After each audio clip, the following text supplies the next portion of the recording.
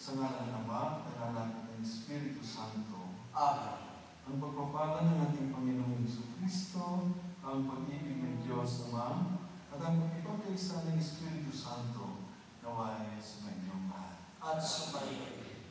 Magandang gabi po sa mga kapatid.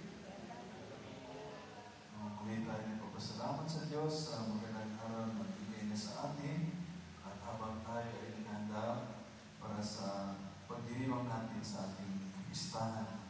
Papasalamat tayo sa ating mahal na ina, sa lahat ng mga intervention sa kanyang panalangin para sa ating lahat.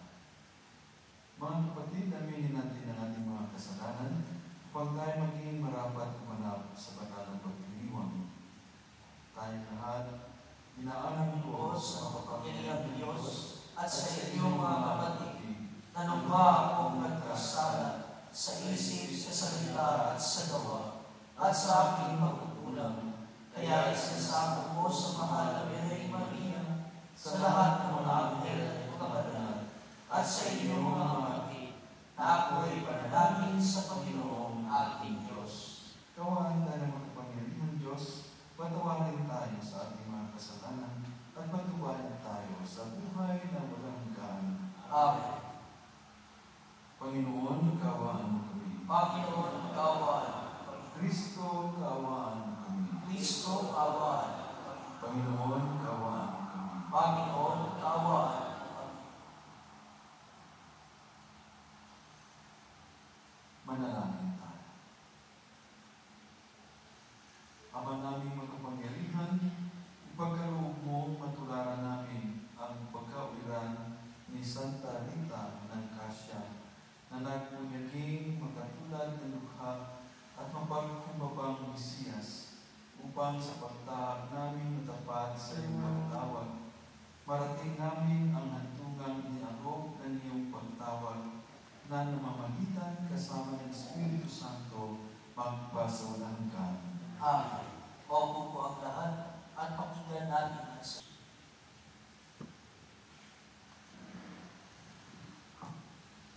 ang salita ng Diyos mula sa aklat magawa ng mga apostol.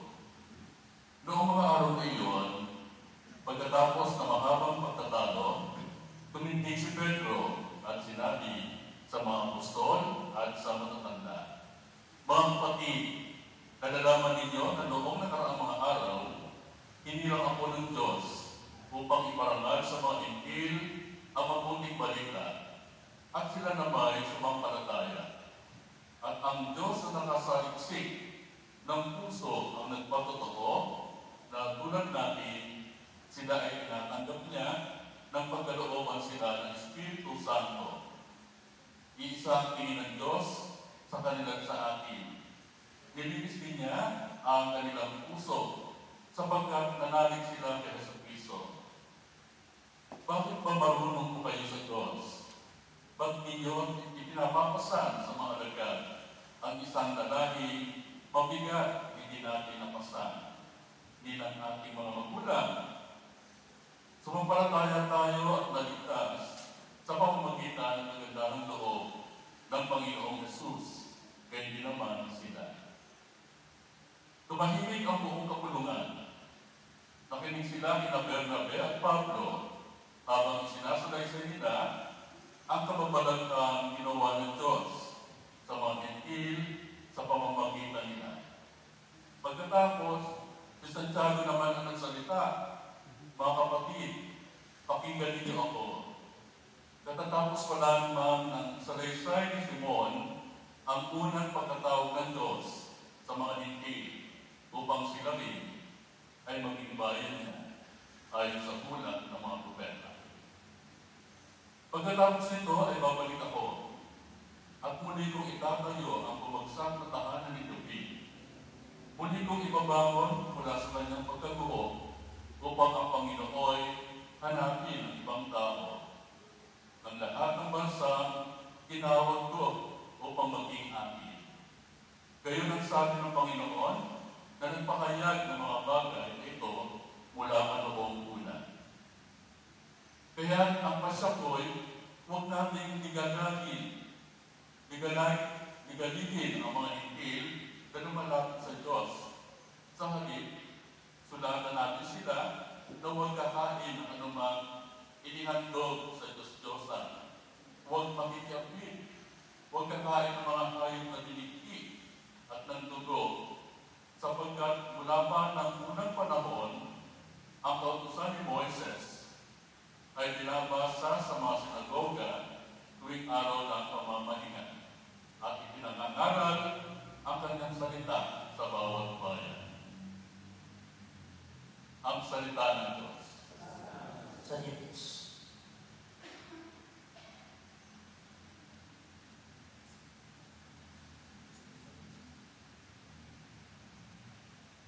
Sa tutunan, ang lahat ay pinahayag gawa ng buong nagligtas. Purihin ng Panginoon, awitan ng bagong awit. Panginoon, papurihan itong lahat sa daigdig. Lahat ay pinahayag gawa ng buong nagligtas. Awitan ang Panginoon, ngalan niya ay purihin. Araw-araw ang ginawang pagliligtas ay magbitin. Kahit sa ay pahayag na ang puon ay dakila, sa madla ay papahayag ang dakila niyang gawa. Sa lahat ay pinahayag gawa ng buong nagligtas. Panginoon siyang hari, sa daigdig ay sabihin. Sa libot ay matatag na, kahit ito ay ugali. Sa paggago sa republika, lahat ay pantay sa paningin. Sa lahat ay pinahayag gawa ng buong nagligtas. Hallelujah. Ito. Mabuting balita.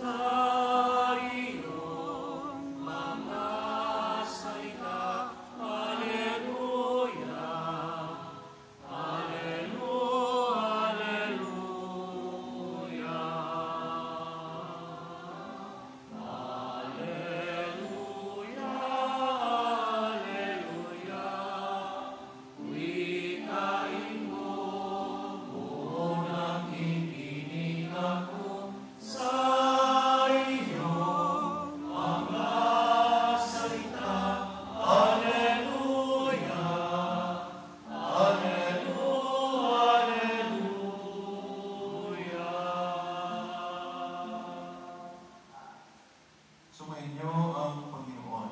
Subayo. Ang mabuting balita ng Panginoon ay kay San Juan. Papuri sa iyo, Panginoon. Noong panahong iyon, sinabi ni Jesus sa kanyang mga alagad, "Kung paanong iniibig ako ng Ama, ay gayon din, iniibig ko kayo. Manatili kayo sa aking pag-ibig. Kung tinutupad ninyo ang aking mga utos, manatili kayo sa aking pag-ibig. Tulad ko, tinutupad ko ang utos ng aking Ama, at ako'y nanatili sa kanyang pag-ibig. Sinasabi ko sa inyo ang mga bagay na ito upang makahati kayo sa kagalakan ko at malubos ang inyong kagalakan. Mga kapatid, ang mabuting balita ng ating Panginoon. Pinupuri ka namin, Panginoon Yesu Kristo. Paupo po ang lahat. Muli magandang gabi po sa inyo mga kapatid. Good evening. Musta po kayo? Kayo ba ay nagkampunan na? Yes. Mahaba pa ito. So, sinabi ko kanina, tayo nagpapasalamat sa Diyos dahil sa ating pag-iusyon sa ating mahal na tinatawag natin na tulong sa lahat ng mga Kristiyano. Tayo ay patuloy na pinapatnubayan ng ating dakilang Diyos. Sa gabi ito, tayo ay nagtipon sa napagagandang kapilya nito na inalay natin kay Maria, tulong ng mga Kristiyano. Pinagpala tayong pagdiwang, hindi lamang ang Biyernes ng ikalimang linggo ng Pasko ng pagkabuhay, kundi maging ang araw o pagkanda natin sa kapistahan ng ating mahal na ina sa ilalim ng makapangyarihang titulong ito. Sa ating mga pagbasa, mula sa unang pagbasa hanggang sa banal na Ebanghelyo, ito ay napakagandang nagliliwanag sa mga tema ng pagkaisa, ng kagalakan, pananatili sa pag-ibig ni Kristo na lahat ay malalim na konektado sa papel Maria sa ating kaligtasan at sa kanyang patuloy na pamamagitan para sa atin. So, sabi natin, Mary is our great intercessor. Siya ang namamagitan sa atin upang matanggap natin ang mga pagpapala mula sa ating Panginoon. Ang pagbasa mula sa Acts of the Apostles o buhat ng mga apostoles ay naglalarawan sa unang pagkipagpuno ng simbahan sa mahalagang tanong ng pananampalataya at pagsasanay. Sa huli ay nakakahanap ng pagkakaisa sa pamamagitan ng panalangin at pag-unawa. Ang pagbasa nito ay sumasalamin sa mga hamon na nakaharap natin ngayon at sa sarili nating buhay at komunidad. So, there was kind of transition, may mga kaguluhan, may mga tanong na kailangan harapin ng mga unang mga apostoles at mga unang Kristiyano. So marami silang tanong at minsan ay mantungin sa hindi pagkakaunawaan. Subalit sa tulong ng Diyos at kanilang pagkakaisa at panalangin, sila ay nanatiling kaisa. Tulong ng mga Kristiyano ay nagpapaalala sa atin na sa gitna ng masalimuot at pagkakabahagi ng ating mundo, lagi tayong magtagpo ng lakas at patnubay sa panalangin at pagkakahanap ng kalooban ng Diyos. Si Maria ay isang makapangyarihang tagapamagitan sa atin.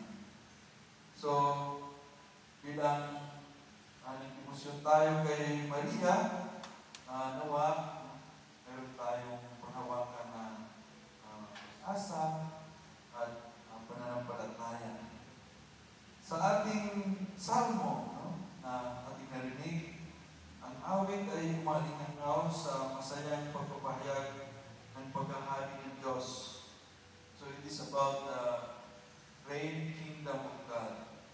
Isang tema na tumatagos sa buhay ng mananampalataya.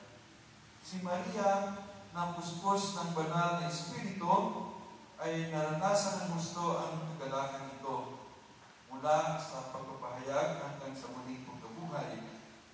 Ang kanyang hindi natitinag na pananampalataya at pagsunod sa plano ng Diyos ay pinagmumulan ng inspirasyon para sa ating lahat. So si Maria, ang ating modelo, she never gave up. Hindi siya sumurinder kahit na may mga kahirapan na dumating sa kanyang buhay. Siya ay natiling tapat sa Diyos at siya ay patuloy na kumangkapit sa pananampalataya. So, ipinapaalala niya sa atin ang tunay na kagalakan ay matatagpuan hindi sa pagkamundong pag-aaring tagumpay, ngunit sa isang malalim at matibay na relasyon sa Diyos. So, ang totoong kapangyarihan, the real strength, wala sa kung sino ang sinasandalan natin, kung sino ang politiko ang malapit sa atin, hindi sa dami ng pera.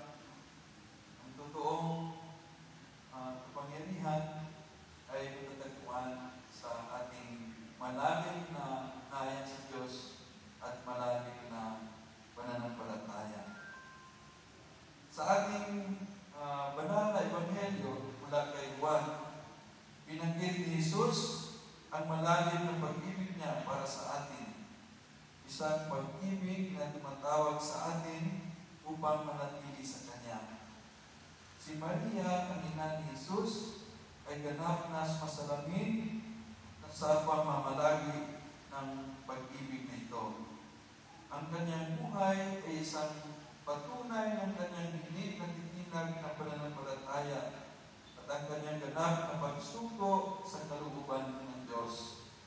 Siya ay isang perpektong modelo ng pananatili sa pag-ibig ni Kristo at patuloy siyang namamagitan para sa atin na ginagabayan tayo tungo sa mas malalim na ugnayan sa kanyang anak.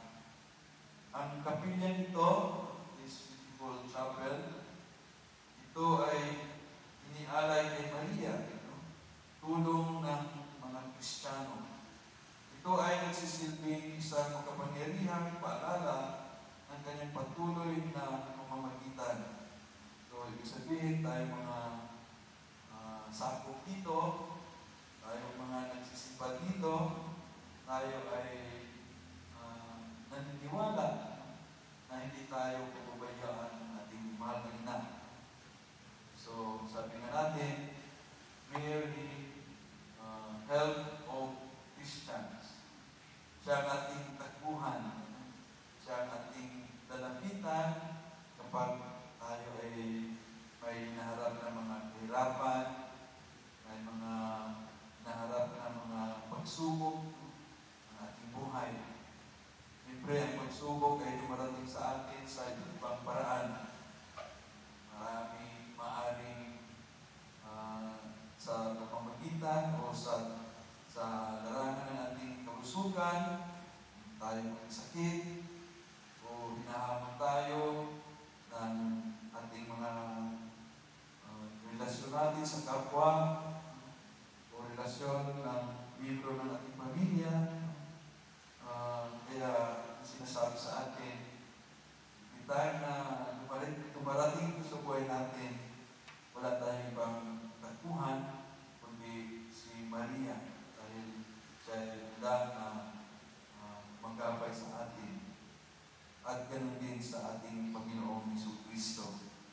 Kaya nawa tayo ay maging tulad ni Maria na mapuspos ng kagalakan sa piling ng Diyos at magsikap tayo manatili sa pag-ibig ni Kristo at tularan ang kanyang hindi natitinag na pananampalataya at pagsunod. Hingin natin ang kanyang makapangyarihang pamamagitan habang tayo ay patuloy sa ating paglalakbay at sa ating pananampalataya. Mga kapatid, tayo po ay tumayo at itulog natin sa Diyos ang ating mga panalangin. Sinabi ni Kristo, kung mamalagi tayo, kung mamalagi kayo sa akin, at mamalagi sa inyo ang mga pananalita ko, hingin ninyo ang anumang lugubin ninyo, at magkakagayon sa inyo. Manalangin tayo ng may pagtitiwala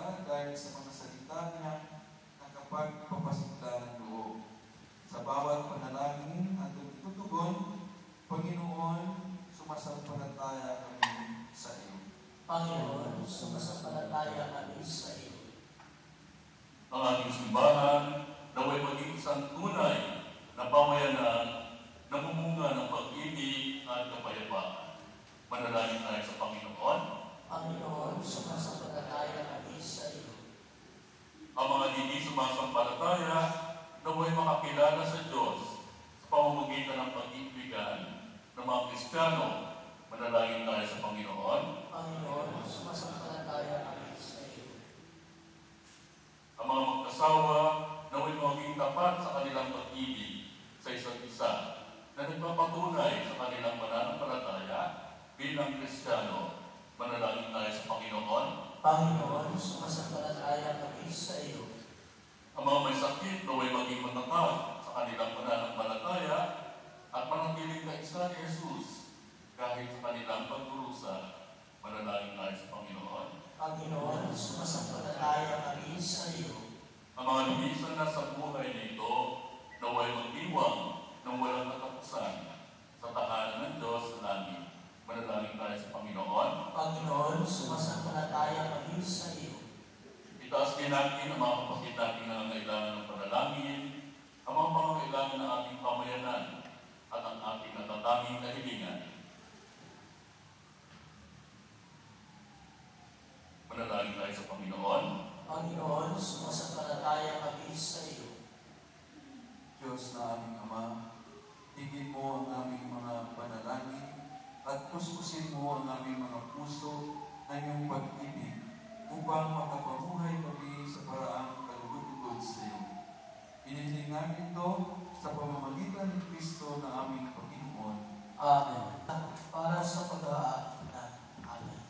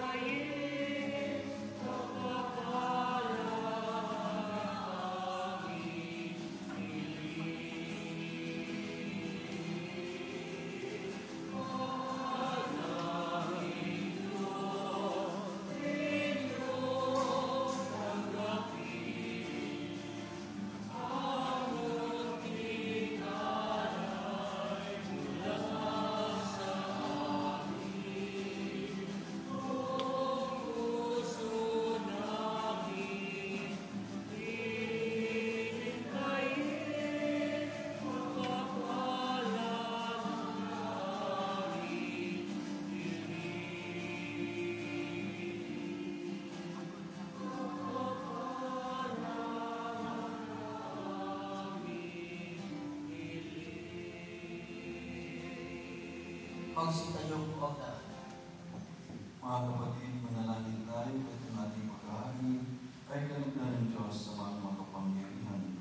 Tanggapin nawa ng Panginoon itong pag-aayos sa iyong mga kamay, sa kapurihan niya at karagalan, sa ating kapakinabangan at sa buong sambayanan niyang banal. Ama namin lumikha, minarapat mo si Santa Rita ng Cassia ay maging bagong nilikha bilang kawamis mo. Ipagkaloob mo kami rin, pinagkalooban mo ng pagbabago ay makapaghain ng mga alay ng kalugod-lugod sa iyo. Sa pamamagitan ni Jesucristo kasama ng Espiritu Santo, magpasawalan hanggan. Sumayin niyo ang Panginoon. At sumayo Itaas sa Diyos ang iyong puso at diwa. Itinaas namin sa Panginoon. Pasalamatan natin ang Panginoong ating Diyos. Marapat na siya ay pasalamatan. Ama naming makapangyarihan, tunay na ikaw ay marapat, na ikaw ay aming pasalamatan. Ngayon, kinagagalak namin may mga banal na tao na nagtalaga ng sarili sa anak mong si Jesucristo upang pamalas nila ang pagkahari mo at maakit ang kapwa na manalig sa iyo. Ngayon sa amin ibinigay ng iyong anak na minamahal ang kabanalan niyong taglay at hangad mong kamtin ang tanan. Ito ang pinanggalingan amin ngayong nilingon. Dito rin nais na kami magkarating at humantong. Kaya kaisa ng mga anghel na nagsisiawit ang papuri sa iyo ng malamumpay sa kalangitan, kami nagpupunyi sa iyong kalakitaan.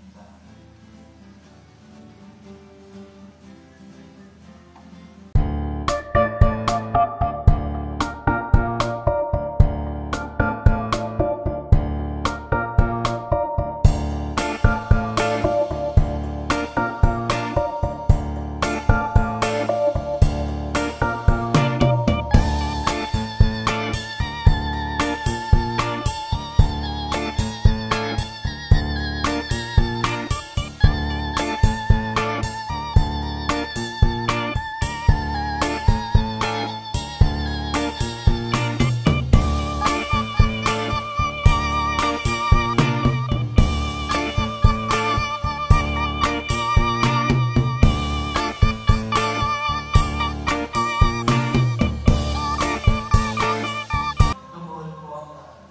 Ama namin madalang ikaw bukalan ng kabanalan, kaya sa pamamagitan ng Espiritu, gano'ng banal ang kaloob na ito upang para sa amin ay maging katawan at dugo ng aming Panginoong Jesucristo.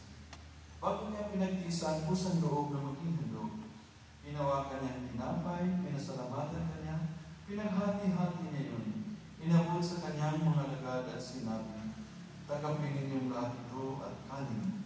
Ito ang aking katawan na ikahandog para sa inyo."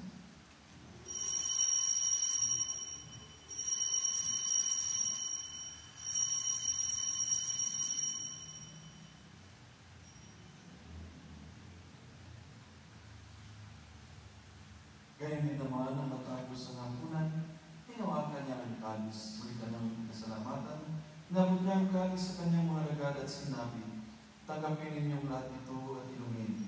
Ito ang kalis ng aking dugo ng bago at walang hanggang tipan. Ang aking dugo na bubuhos para sa inyo at para sa lahat, sa ikapagpapatawad ng mga kasalanan. Gawin niyo ito sa pag-alala sa akin."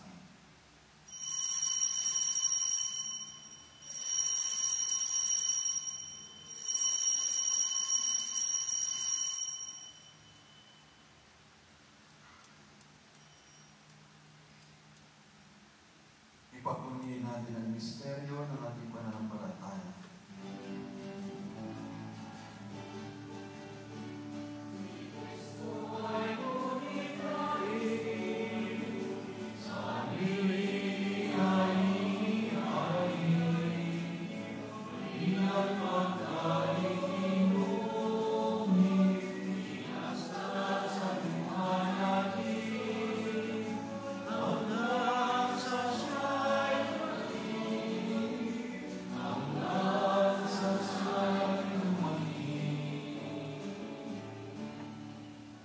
Ama, ginagawa namin ngayon ang pag-alala sa pagkamatay at muling pagkabuhay ng iyong anak. Kaya tinialay namin sa iyo ang tinapay na nagbibigay buhay at ang kanis na nagkaloob ng kaligtasan. Kami nagpapasalamat at kami ang minarapat na tumayo sa harap mo para maglingkod sa iyo. Isinasamo namin kaming magsalo-salo sa katawan ng dugo ni Kristo ay mabuklod sa pagkakaisa sa pamamagitan ng Espiritu Santo. Ama, lingapin mo ay ang sibang gaganap sa buong daigdig. Puspusin mo kami sa pag-ibig. Kaisa ni Leon na aming Papa at ni Elias na aming Obispo at ang tanang kaparian. Alalahanin mo rin mga kapatid namin na hintay na may pag-aasang sila'y muling mabubuhay, gayon din ang lahat ng mga pumanaw. Kawaan mo sila katuluyin sa iyong kaliwanagan. Kawaan mo at paginapatin kami lahat na makasalo sa sa iyong buhay na walang wakas. Kaisa ng mahal na Birheng Maria, Ina ng Diyos, at ng kanyang kabiyak ng puso na si San Jose, kaisa ng mga apostol, at ang lahat ng mga banal na namuhay dito sa daigdig ng kalugod-lugod sa iyo. Ipagdiwang naman namin ang pagpupuri sa karangalan mo sa pamamagitan ng iyong anak na aming Panginoong Jesucristo. Sa pamamagitan ni Kristo, kasama niya at sa Kanya, ang lahat ng parangal at papuri ay sa inyo, Diyos Ama, makapangyarihan, kasama ng Espiritu Santo, magpasawang hanggan.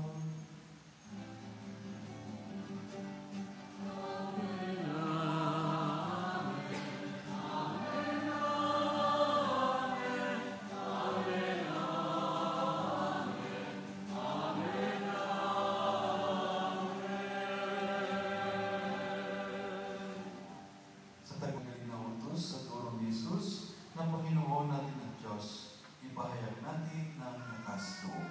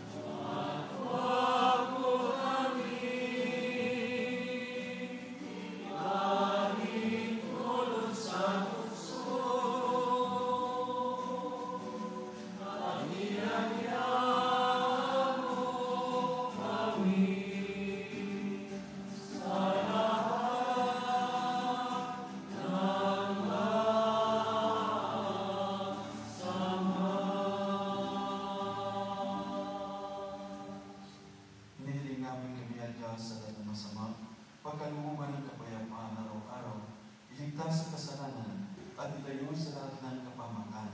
Samantalang aming pinanagikan ang dakilang laro ng pagpapahayag ng tagapagligtas namin si Jesucristo.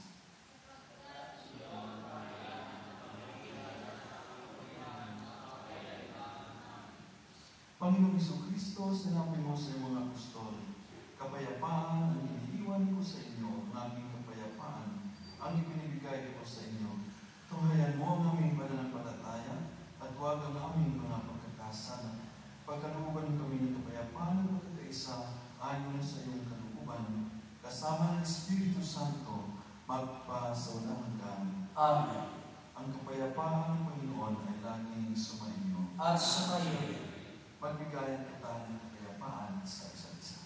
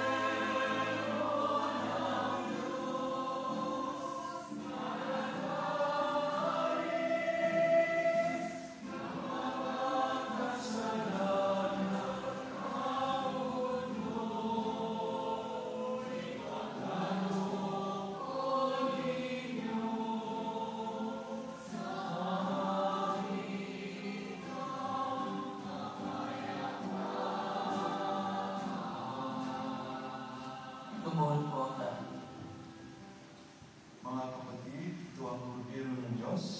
Ito ang nag-aalis ng mga kasalanan sa liputan. Mapalad ang mga biniyahan sa kanyang piging. Panginoon, hindi ako karapat-dapat na magpatuloy sa iyo. Ngunit sa isang salita mo lamang ay gagalihin na ako.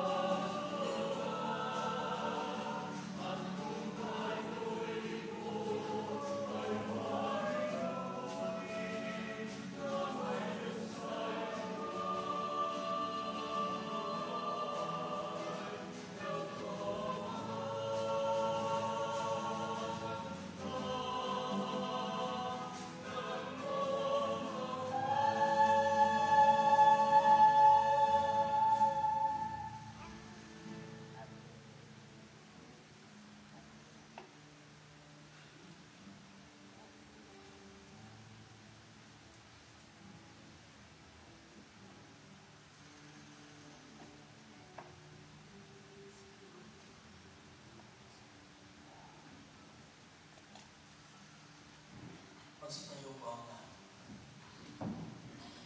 Manalangin tayo. Ama naming mapagmahal, kami pinapalakas ng banal na pagkikinabang ay matutunawa kay Santa Rita ng Cassia para hanapin ikaw lamang at akuin ang bagong pagkatao sa aming pamumuhay sa pamamagitan ni Jesucristo kasama ng Espiritu Santo magpa sa walang hanggan. Amen. Pagsiupo po ang lahat.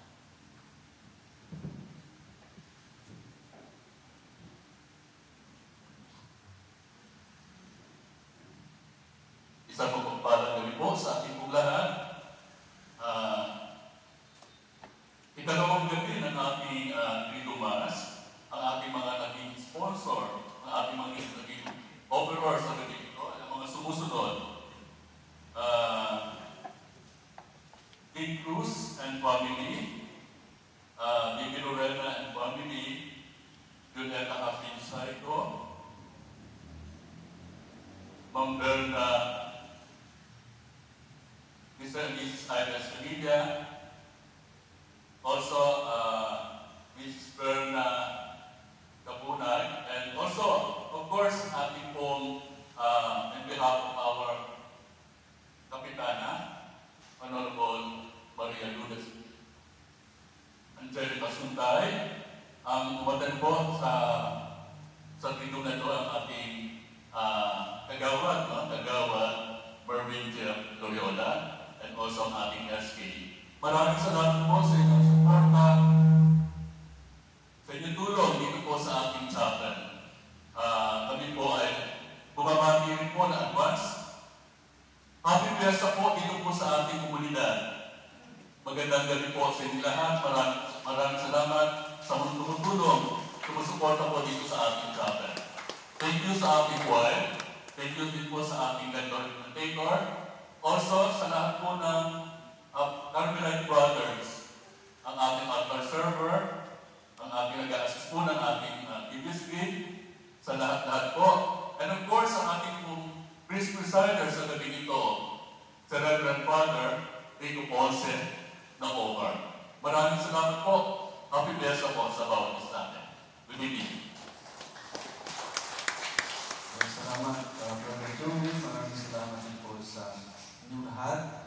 And advance, Happy Fiesta. Magsasayo po. Sumayin niyo ang Panginoon. At sumayo. Pagpalain tayo ng mga Panginoon Diyos, Ama, Anak, at Espiritu Santo. Amen. Nayalay na natin ang banal na misa, humayat ay naglaya ang kapayapaan at pag-ibig ni Kristo. Salamat sa Diyos. Napagka natin ang Panginoon at ang bawat isa.